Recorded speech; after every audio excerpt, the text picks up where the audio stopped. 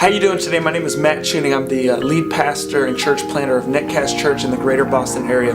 I just wanted to take a second on behalf of myself and our entire church to just say thank you. What is now probably the 10th largest metropolitan area in the United States, which is full of college students and full of global influence. It has almost no gospel proclamation whatsoever.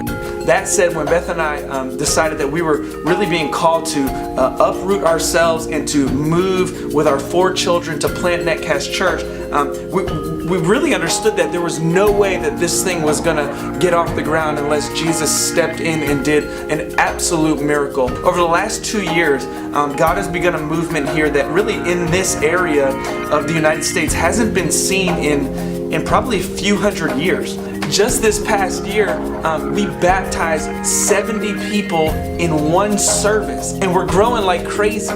This year, we've doubled in size. In the last couple months, we've had just about 400 people as we gather together for service, and about half of those people are gathered together in community groups in homes throughout the week. We've been able to share the gospel in just about every single state in the United States, in over 80 countries on the globe, and on every single continent. Now, you got to think about this. We're only 2 years old. We may be one of the fastest growing churches in New England, but it's really not metrics that gets us excited. What really is exciting to us is the stories, man. It's stories like Park Thomas, who is a young cat who shows up to church one Sunday, and if you'd asked him when he walked in the door if he was a Christian, he would have said absolutely not.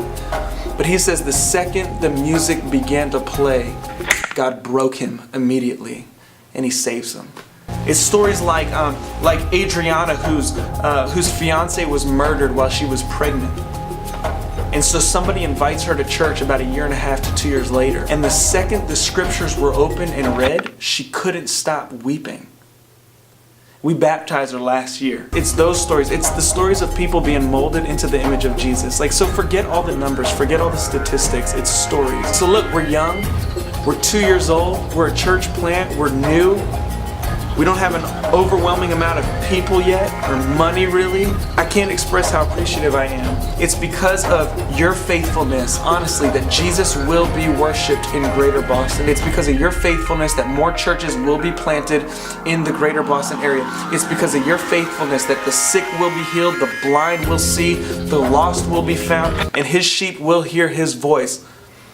So on behalf of Netcast Church, I just want to say thank you. Thank you for believing in our God, who promises to never leave us nor forsake us, and promises that as we go to spread the gospel among nations, he is with us. We love you. We're grateful for you. Peace.